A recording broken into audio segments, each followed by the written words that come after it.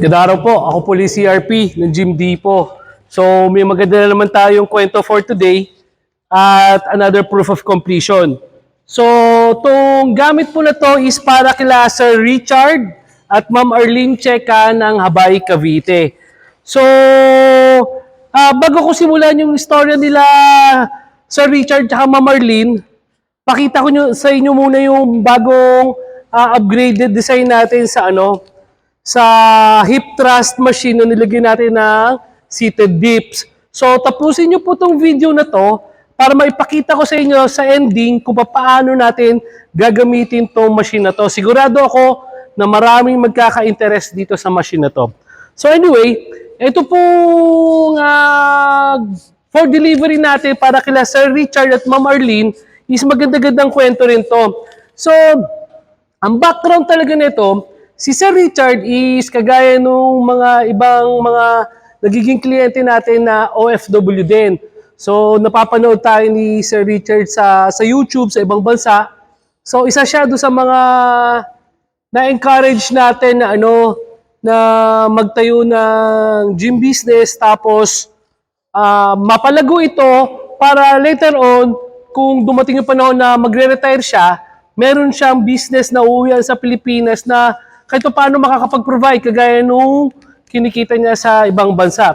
Pero ang kagandahan kasi nito, dahil nakakausap ko itong mag-asawa na ito, maganda yung combination nila kasi importante rin na na meron kang magaling na katuwang dito sa Pilipinas. So, kagaya ni Sir Richard at Ma'am Arlene, maganda yung combination nila. So, si Sir Richard, habang nagtatrabaho sa ibang bansa, si Ma'am Arlene naman, masigasig dito sa Pilipinas para maitaguyod yung gym business. Kasi as a matter of fact, matagal, before pandemic pa, nakabili na ng gym equipment sila Sir Richard. Second hand yung nabili nila Sir Richard, pero galing din sa Gym Depot. So mga gamit ko rin yung nabili nila. Tapos, doon sila sa Habay, Cavite, Habay, Bacoor, nangungupahan lang sila Ma'am Arlene nung una. Sa first floor nila, nilagay yung kanilang gym. Pero yun yung sasabi ko yun yung kagandahan nung maganda yung combination ng mag-asawa. Masipag si Sir, masinop si Ma'am, napagtaguyod nung mag-asawa, yung business na yon to the point na nabili na nila yung buong building. So, gaano kagandang investment yon na mabili mo yung building na yon kung nasaan nandoon ngayon yung gym mo. So, ngayon, after nila mabili yung building ngayon, nirenovate nila yung building, nilakihan nila. So, yung dating equipment ko na nabili nila, nagdagdag pa sila. So, ito ngayon yung mga idadagdag nila na mga gym equipment at ang laki na talaga ng pinagbago nung mga designs natin from doon sa lumang design na nakuha pa nila. Pero yung nakagandahan nun, kay dati ng design, kay bagong design, hanggang ngayon napapakinabangan pa nila Sir Richard. Kung di ako nagkakamali, more than 8 years na yung equipment na yon nung dineliver ko doon sa previous client na yon bago nila nabili. So ibig ko sabihin, kung 8 years old na yung mga equipment na yon, hanggang ngayon kumikita pa rin yun. Yun yung kagandahan sa gym business. Na isang beses ka lang mamumuhunan, pero pang matagalan mo na siyang mapapakinabangan. At ngayon, kagaya ng mga napapanood nyo ng mga videos ko lately, karamihan sa mga kliyente natin ngayon, mga dati nang may gym, pero nagdadagdag ng mga gym equipment. Kagaya nito, ito ang panalong-panalo. Sigurado ako, subaybayan ito, maraming order nito para ma-improve kanilang mga gym equipment. So, ganun na nga. So, yung nakikita ko ngayon doon sa mag-asawa, parang alam mo yun, road to progress na talaga. Kasi, yung plano ni Sir Richard na balang araw na makapag-retire, tapos, kung yung kinikita niya sa abroad, pwedeng kitain niya rin sa Pilipinas. Sa tingin ko, malapit na nilang ma-reach. Kasi nga, una, hindi na sila naupa ng ng pwesto. Kanila na yung pwesto. Tapos, yung first floor, na dating pwestuhan nila, pinaupahan nila ngayon sa isang motorcycle sales company. Yung second floor, na andoon sila sa, yung gym nila, second floor, at itataas pa ng third floor. So, siguradong kumikita ang kabuhayan talaga para doon sa mag-asawa na yun. Kaya saludo ako doon sa mga ganong klaseng mag-asawa na nagtutulungan para makapag-provide at maitaguyod yung pamilya nila kasi napaka-importante po talaga na at least maganda yung kombinasyon yung mag-asawa. So anyway, before ko ipakita tong videos na to kung paano natin ginagamit to, mag-proof of completion muna tayo. So unahin na muna natin to. So ito yung bagong design natin na hip thrust machine with seated dips. Ito, base to doon sa request ng kliyente. So kagaya nung makikita nyo mga ibang gamit dito, marami sa mga gym equipment natin nag-evolve na kasi doon sa mga request na customization ng mga kliyente na nagagawa natin. So shoutout uli ako kay Attorney Roland, si Muscle Fad. So isa yan sa mga nagko-contribute sa atin ng mga ideas, hindi lang sa business, pati sa gym equipment. So sa kanya galing yung ibang mga designs natin. So ito yung hip thrust, may order sila sir. Tapos may hack squat with leg press combo. So Olympic po yung ni-request nila nila Sir Richard. Pero pa doon sa Olympic, kung mapapansin nyo, lahat ng mga handles natin na ginawa ngayon para sa kanila is ginawa nating stainless. So, shoutout kay Sir Pasco. Nalimutan ko kung ano yung first name ni Sir Pasco ng Bacolod.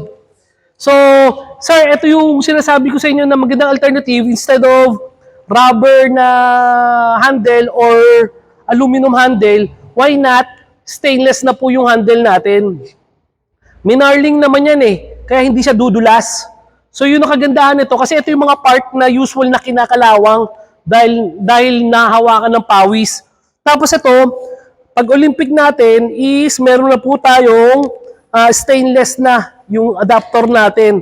So hindi na basta-basta kakalawangin talaga yun o magagasgas. So meron siya hack squat with leg press, barbell rack, reverse flies with pec deck, tsaka super rack with crossover na kinostomize natin na adjustable pulley. So ito, na-adjust po yung yung pulley nito.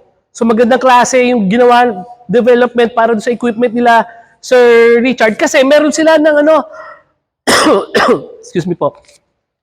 Meron sila doon sa existing lang gym, syempre hindi mawawala yung super rack at saka Smith machine combo natin. Pero maganda to na nagdagdag sila ng isa pa kasi adjustable pulley naman po ngayon yung kanilang crossover.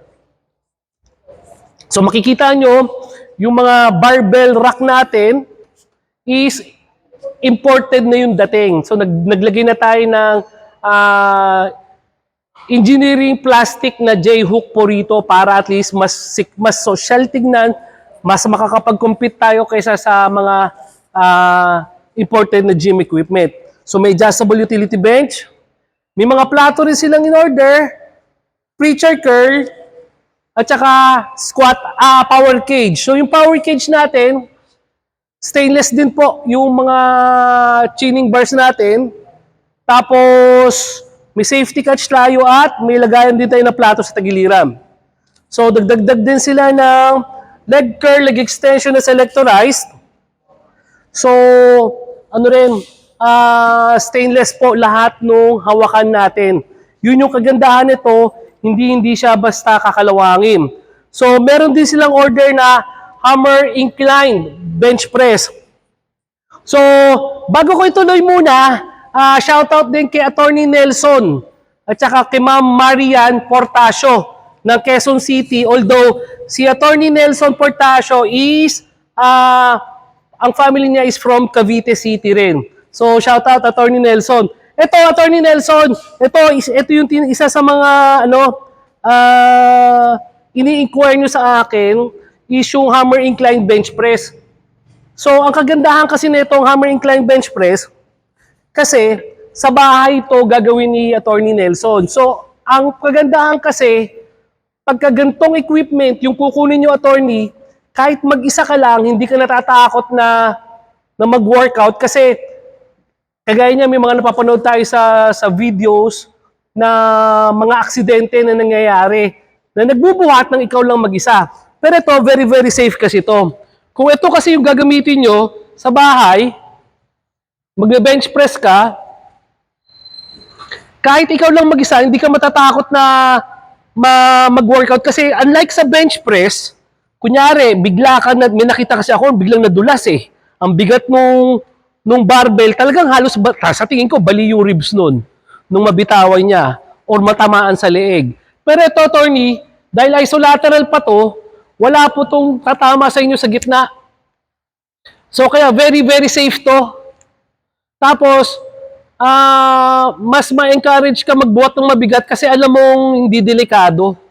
Tapos, sabay na magde-develop yung kaliwa at kanan mong kamay kasi isolateral siya. So, yun. So, attorney, isa-send ko sa inyo iba pang mga videos nung mga nung mga tinatanong nyo na mga equipment. So, anyway, basically, kung makikita nyo, isang buong na to eh. Isang buong gym na talaga tong in-order nila Sir Richard tsaka Ma'am Arlene. Pero ang totoo niyan, meron na talaga sila, kung di ako nagkakamali, package si pa nga yung yung unang order ng batch nila. So ito yung dinagdag nila. So kagaya nung paulit-ulit po natin na ina-advise, wag din masyado maging kampante na, kumikita na yung gym ko, sanay na yung mga tao dyan. So from time to time, maganda talaga na magdadagdag tayo ng mga gamit kagaya nito. Kasi kagaya niyan, may mga bago na tayong mga design, nagiging competitive na. Baka mamaya may mga client, may mga kakompetensya na kayo, baka maagaw pa yung kliyente nyo. Tama-tama itong mga equipment na to para sa gym nila Sir Richard at Ma'am Marlene. Sigurado ako, mas dadami yung kliyente nila kasi halos doble to nung unang order nila eh. Tapos lumaki pa yung pwesto nila. So, shout out kila Sir Richard at Ma'am Marlene. So, ipakita ngayon natin to. Ito is by request ng kliyente natin. So, ito yung hip thrust machine. Marami na kasi nag-i-inquire ng hip thrust machine natin. So, ito, naiba to sa previous design natin. So, una exercise, hip thrust.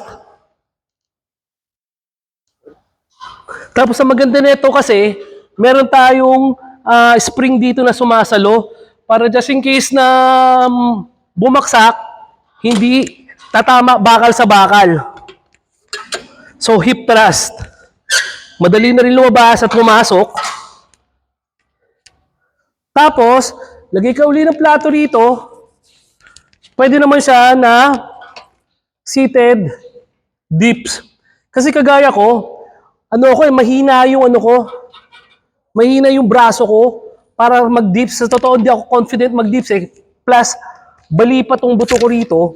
Pero dito kasi, confident ka mag-dips dito kasi kaya-kaya mo kontrolin yung bigat. Plus, pag hindi mo na kaya yung bigat, baksak mo lang. Yun ang maganda dito. May spring tayo. So, ito, 2-in-1 combo po ang machine na to. So, ang seated dips, ang tinatamaan dito is tricep tsaka chest. Samantalang sa hip thrust machine, issue sa puwet tsaka sa hamstring.